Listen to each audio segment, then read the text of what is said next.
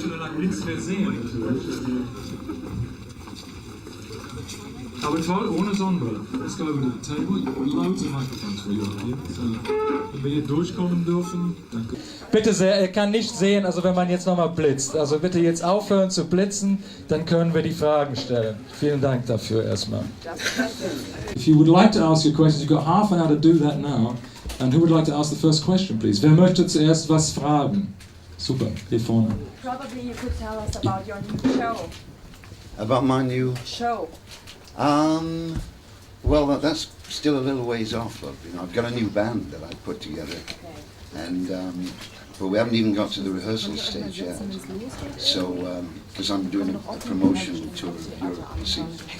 So, of course, I'll be adding a few of the new songs into the set, but I'll still be doing what I'm traditionally known for. You know, like "You Are So Beautiful" and "Feeling All Right," those kind of songs. Yeah, but I thought the next tour will be with a new show. There are no plans? Well, it's new in the respect I've got some new musicians in the band, and a new girl singer, and we've got a different set, and we'll be moving things around, but, you know, I mean, it's basically a Joe Cocker show. Es wäre ganz schön, wenn man auch sagt, wer man ist und für wen man arbeitet, schreibt, oder wenn man beim Hörfunksender ist, dass man das vielleicht kurz erwähnt. Das macht das alles ein bisschen freundlicher, persönlicher, das habe ich vergessen eben zu sagen. Also, wer als nächstes dran ist, muss sagen, ich bin und arbeite für. Wer möchte das jetzt machen? Hier vorne bitte, ja. This guy down front here, to the right, Joe. Ich bin Jens-Peter Paul and I'm working for the Hessische Rundfunk in Frankfurt. And how far your German fans are different from other people in Europe or in the US or so? Yeah, well, I mean, it's pretty well known that I've mentioned to people that the German audience are my favourite, fans. They get into the music in a different way. I mean, you can go to like Holland and people will sing the songs with you. In France, they kind of listen in a certain way. But the German fans have always been right on, they kind of get into the spirit with me. And it's been going on a long time. I enjoy it. Da hinten, du arbeitest mit uns zusammen. Also, ja. Hast du vielleicht auch eine Frage? Könnte auch sein. Genau, das habe ich mich gemeldet. Günther Schneiderin, Südwestfranken, Stuttgart. Something about the selection of cover songs. Each and every album got cover songs. How does it work, the selection?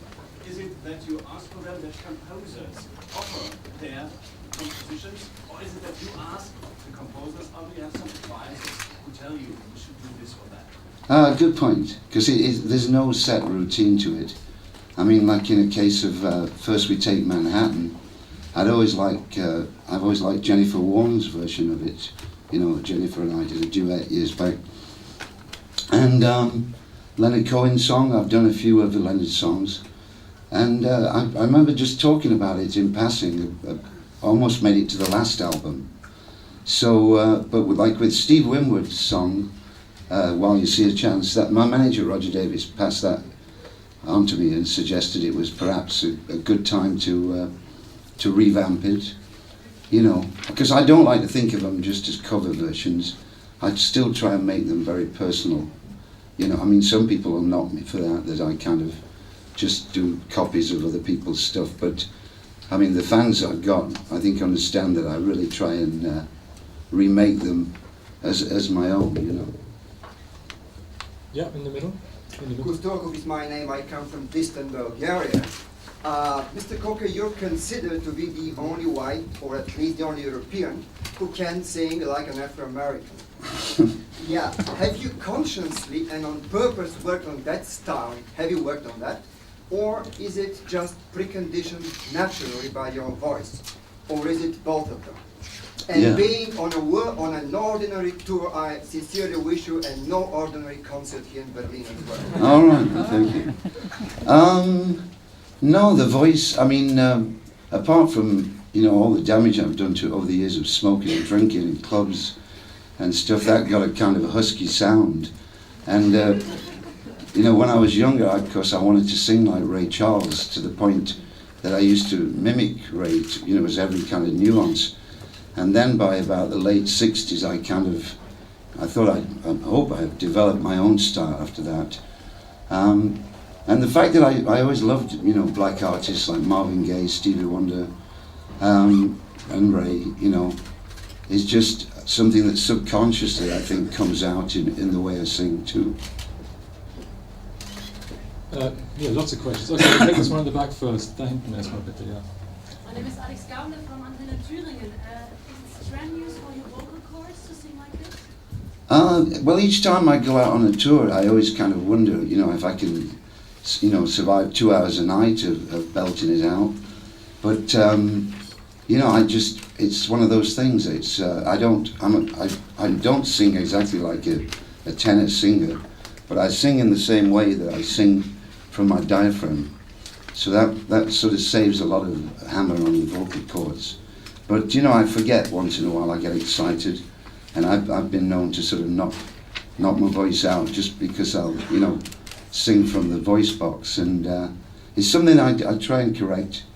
But you know, as I say, once in a while I just get a little carried away, and I have to watch out for that. Good. Okay, here, please. My name is Greg. I'm from Radio Berlin Actual. I have a question. The recent records are more laid back. I remember I saw you on your night golf tour. That was pretty rocky, up-tempo numbers, lots of speed, lots of power. And the latest records have been very laid back. So actually, have you lost the hunger for rock, or are you just laid back type now? Well, I wouldn't say very laid back, you know. We kind of went for a bit of a cleaner sound on this new album, you know, a kind of brighter tone. And you might be right that the songs, you know, the producer mentioned to me, Stephen Power, he said, there's an element of your voice, Joe, that people don't hear very often, and I'd like to bring that out on this new album. But I think you'll find if you if you come to the live shows, I've just got a new band who are really kicking, and I mean they're going to keep me well on my toes, and they're rocking, man. So I don't think I've come to the stage of singing "Have You Ever Been Mellow" yet. Sie hatten, glaube ich, hier vorne auch eine Frage. Ja. Did Brian Adams write that song, She Believes in Me, especially for you? And when you were in the studio and you sang the backing vocals, were you together in the studio? Well, this is kind of embarrassing but interesting, because Brian sent me that song. I was working in LA and he was working across town doing another album, and he sent me the song without the middle eight, you know, without the bridge part. So then we didn't talk at all. I told him I sent a message saying I like the song. He sent the finished version back to me, and to be quite honest, it wasn't till the drummer, I was just talking to the drummer, and I thought the producer who can sing, Pete Smith, I thought he'd put the little vocal line on, and it wasn't until I was talking to the drummer, he says, it says here that Brian Adams singing on your album. I'm like, okay, maybe I should do a bit of research, you know.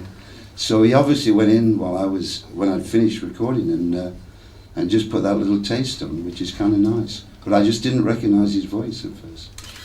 Okay, ich weiß, Sie haben eine zweite Frage, aber ich möchte dem Panel erstmal die Möglichkeit geben zu fragen. Ich komme auf Sie zurück. Ja, gut, da hinten bitte. You just been on a tour and you made your album, and now you're on tour again. So when were your last holiday?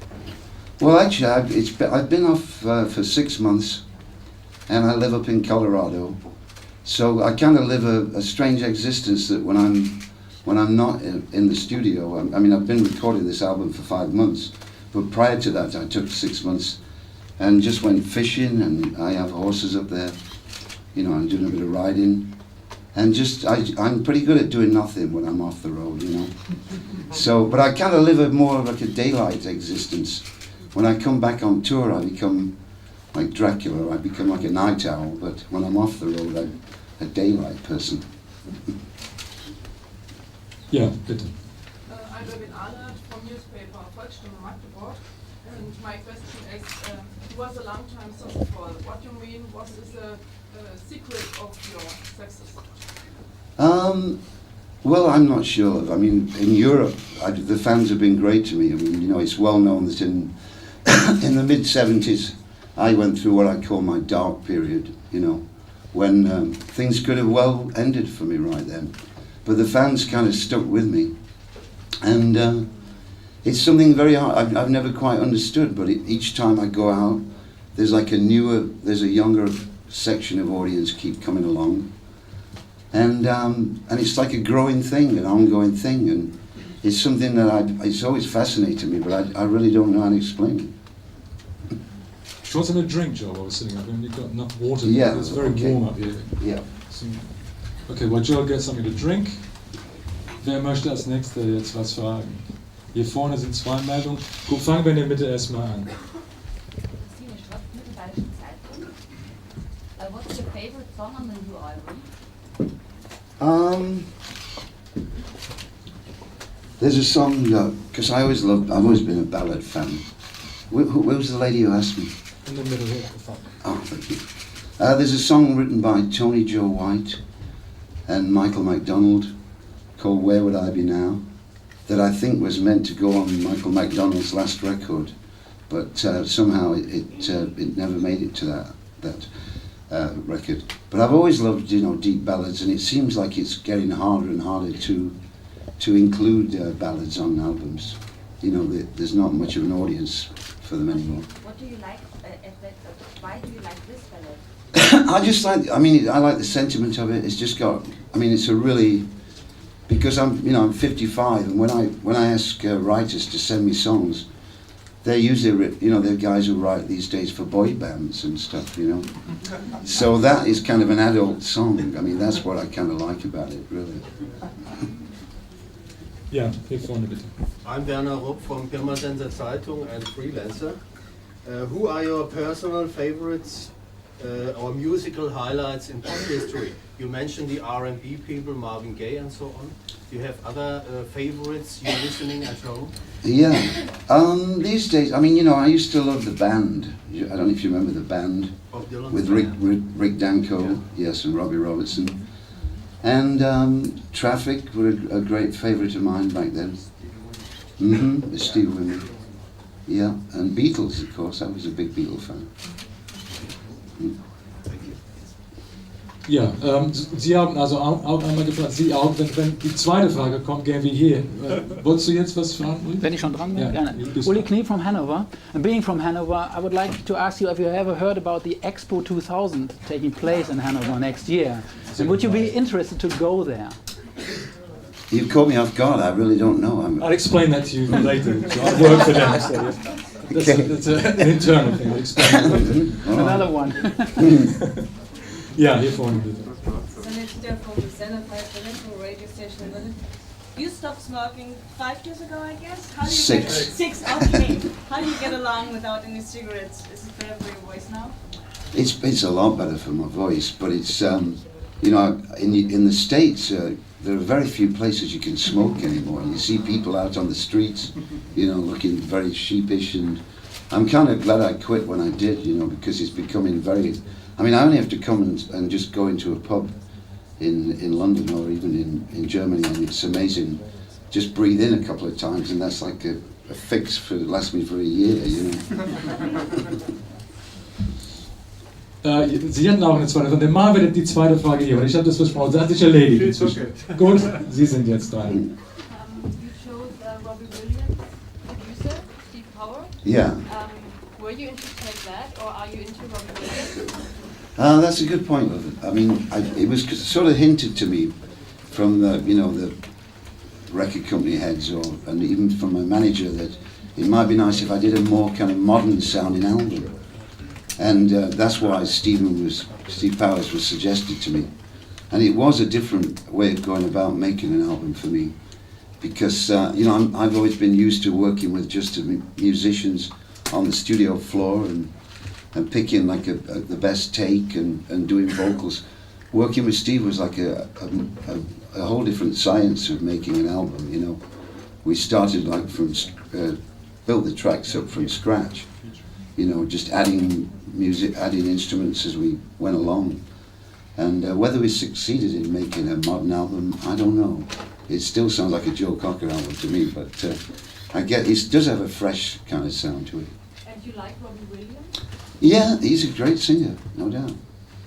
You can use the tissue if you want, Joe. It's Thanks. very hot up here. Yeah. Wir haben noch 10 Minuten, also wer jetzt überlegt, ob er was fragen möchte, soll das jetzt schnell tun und dann doch die Frage stellen. Ich weiß nicht, ob ich mich trauen soll, um dich nochmal zu fragen. Wir kommen gleich zu dir, hier vorne, bitte. You have been in music business for over 30 years now. That's a pretty long time. And when you look back onto your career from now, do you think you had to make a lot of compromises, or did you achieve exactly what you wanted to achieve? You know, I mean, I've been lucky the fact that I'm an R&B singer, but I can kind of put myself in different places. But I mean, it hasn't come to the fact, I mean, I've survived disco, I've come through quite a few trends, and they haven't asked me to do a hip-hop record just yet. So, you know, I'm sorry that I got a little off beam with your actual question. I wanted to know if you had the feeling that you made a lot of compromises in your career. No, I mean, a few. You know, I think you have to survive, you know, with the eternal changes going on. But not, as I say, you know, the fact that I'm still basically singing R&B, I don't think I've made that many. Wer hat jetzt noch eine Frage? Und jetzt ganz viele wieder. Okay, wir machen es mal hier weiter. My name is Verena Schmidt, I'm the Associated Press here. I read in your notes that you... Kannst du noch was sehen? Würde ich immer Bescheid sagen.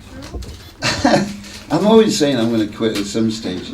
I used to say that maybe I'd reconsider what I'm doing when I got to the year 2000.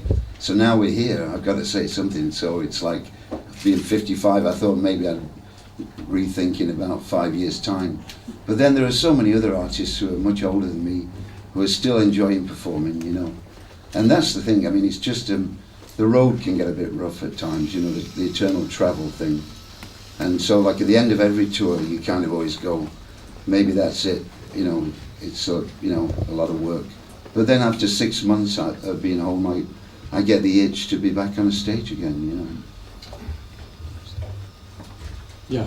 You just If down the left here, John. yeah, okay. Yeah.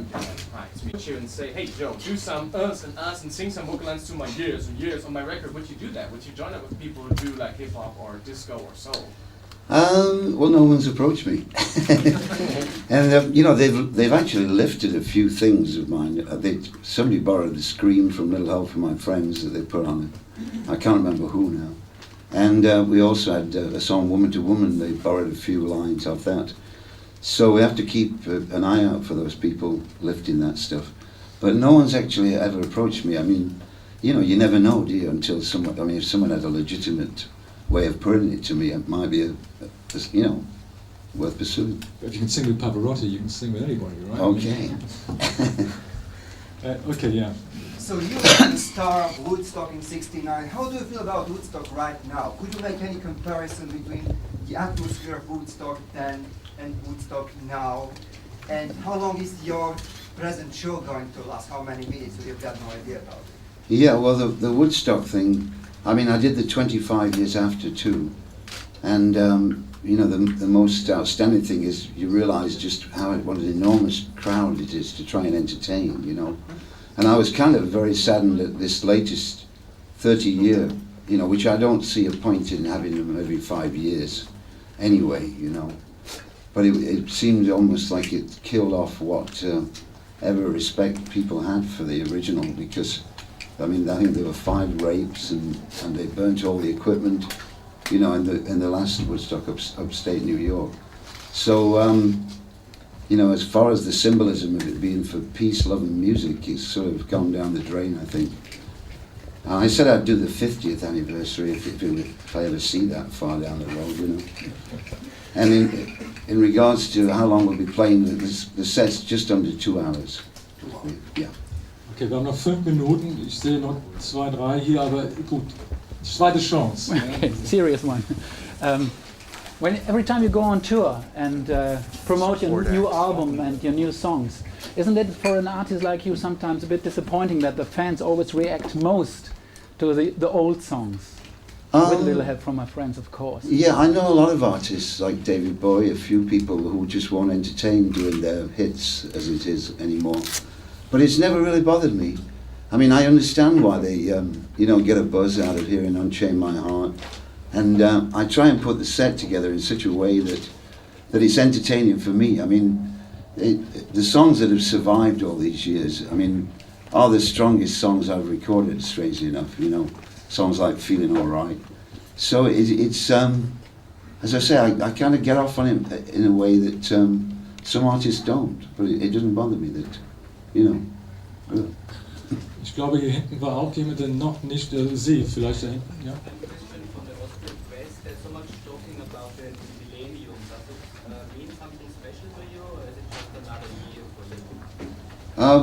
I didn't get it, man. Sorry. The millennium, the year millennium. 2000, does it mean anything to you? I don't know. You know, I mean, because it's a bit scary with everything being. I mean, I can barely use a computer. You know, I just can just about deal with email, and here we are with all the techno pop on the surface.